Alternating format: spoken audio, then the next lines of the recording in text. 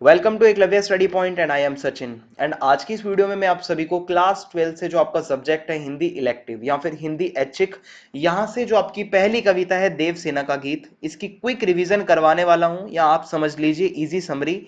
और आपका ये जो पहला एग्जाम होने वाला है सीबीएसई बोर्ड एग्जाम 2023 में, ठीक है, इसके लिए आपकी बहुत अच्छे से तैयारी हो जाएगी। 5 से 6 मिनट लगेंगे बस आपके, और आपको सारे चैप्टर सारी कविताएं अच्छे से रिवीजन भी हो जाएंगी और आपको याद भी हो जाएंगी। एंड अगर आपकी कोई क्वेरी हो तो आप इंस्टाग्राम पे मुझे मैसेज कर सकते हैं। एंड प्लीज आप इंस्टाग्राम पे मुझे फॉलो कर लीजिए ताकि आने वाले सारे अपडेट्स आपको वहां पर मिलते रहें। और अगर आप हमारे टेलीग्राम चैनल से ज्वाइन होना चाहते हैं तो class 12 ESP new group search मारकर आप हमारे टेलीग्राम चैनल को ज्वाइन कर सकते हैं। एंड आपको अगर बाकी सब्जेक्ट्स के नोट्स पढ़ने हैं तो आप हमारी वेबसाइट www.eklavyastudypoint.com को जरूर विजिट करें।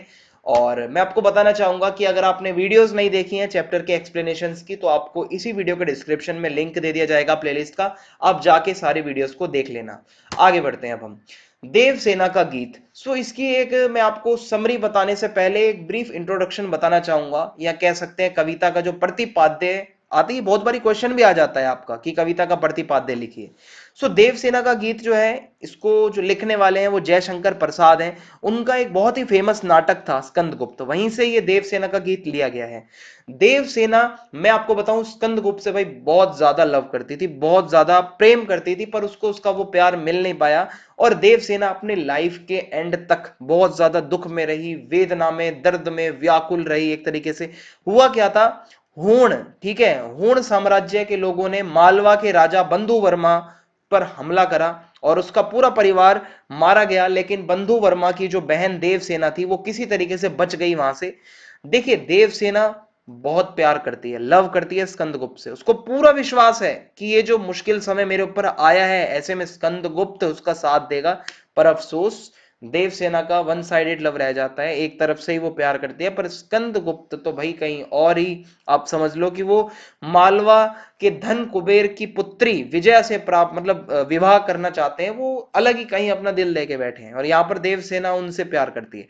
बहुत ही इंटरेस्टिंग, बहुत ही अच्छी कविता है। देवसेना अपना जीवन देश के नाम कर देती है, कैसे, जब उनको प्यार में धोखा मिलता है। देखिए, ये आपका काव्यांश है, आह वेदना से लेकर नीरवता अनंत अंगड़ाई।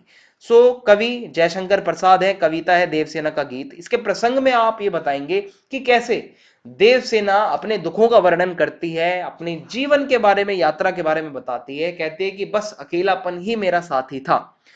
देवसेना कहती है कि मेरे जीवन के अंतिम क्षणों में भी मुझे सिर्फ दुख ही दुख और दर्द ही दर्द मिला है। मैंने तो पूरा जीवन इस आशा में गुजार दिया, उम्मीद में।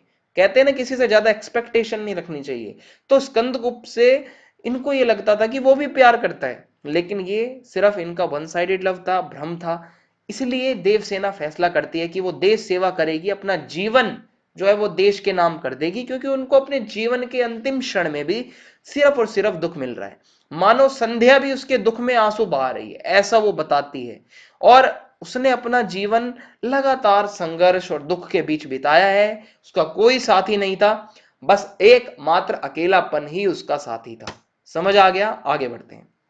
अगला इंपॉर्टेंट जो काव्यांश है वो है चढ़कर मेरे जीवन रथ पर, इससे मन की लाज गवाई।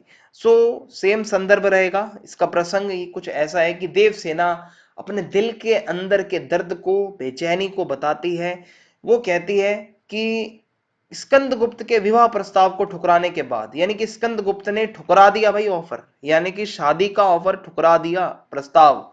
और बाद में देवसेना अपनी जीवन की कठिनाइयां बता रही हैं। कहते हैं कि मेरे जीवन रूपी रथ पर चढ़कर विनाश और मुसीबतें मेरे साथ साथ, मतलब मेरी लाइफ में मुसीबतें खत्म नहीं हो रही हैं, मेरे जीवन के इस रथ पर मेरे पे सवार हैं ये मुसीबतें, ये विनाश, ये सब कुछ। मैं कमजोर हो चुकी हूं, मैं मुकाबला नहीं कर पा रही हूं, और फिर भी मैं जीवन में जी रही हूं। और वो स्कंदगुप्त को संबोधित करते हुए यहां पर कहती हैं कि हे राजन, अब मेरे हृदय की करुण रागिनी हाहाकार कर रही है, यानी कि मैं बहुत ज्यादा दुखी हो चुकी हूं। आप जो भी अधिकार मुझ पर रखते हो उसे लौटा लो, क्योंकि मेरा मन बहुत अधिक व्यथित हो गया है। यानी कि वो कहते हैं कि मैं अब अपने आपे में नहीं हूं, मेरे बस की बात नहीं है अपने आप को संभालना। मैंने अपनी लज्जा की रक्षा भी ना करते हुए उसे मैंने खो दी है। आप मेरे को छोड़ दीजिए। अब यहां पर देवसेना बहुत ज्यादा दुखी हो चुकी है। फिर आगे है श्रमित स्वप्न से लेकर विहाग की तान उठाई, बहुत बारी यहां से भी पूछा जाता है। मैंने आपको कहा है ना 5 से 6 मिनट में आपको मैं सारे इंपॉर्टेंट काव्यांश करवा दूंगा, टाइम भी नहीं जाएगा आपका। सो यहां पर बताते हैं कि जिस प्रकार लंबी यात्रा से थके हारे और घने जंगल में वृक्ष की शीतल छाया में नींद और स्वप्न में डूबे पथिक, कोई भी बंदा अगर किसी रास्ते पे जा रहा है और लंबी यात्रा करके घने जंगल में वो एक जगह बैठ जाता है जहां पर उसको पेड़ की ठंडी छाया में सपने आते हैं, नींद आती है, और उस पथिक को यानी कि वो चलने वाले को कोई विहाग राग की मधुर तान गाकर जगा दे, उसी तरीके से देवसेना बहुत ज्यादा अपने जीवन संघर्ष से थकी हारी है और वो अपने जीवन को भुलाकर अपने मन को विश्राम देना चाहती है, वो अपने माइंड को शांत करना चाहती है।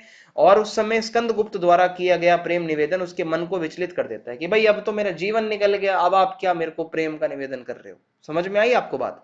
सो ये यहाँ पर सारी बातें थी, इंपॉर्टेंट काव्यांश करवा दिए हैं, प्रतिपाद्य आपको मैंने बता दिया है। अगर वीडियो अच्छी लग रही हो तो आप कमेंट करके जरूर बताएं, चैनल को ज्यादा से ज्यादा सब्सक्राइब करें और वीडियो को शेयर कर दें। जय हिंद, जय भारत।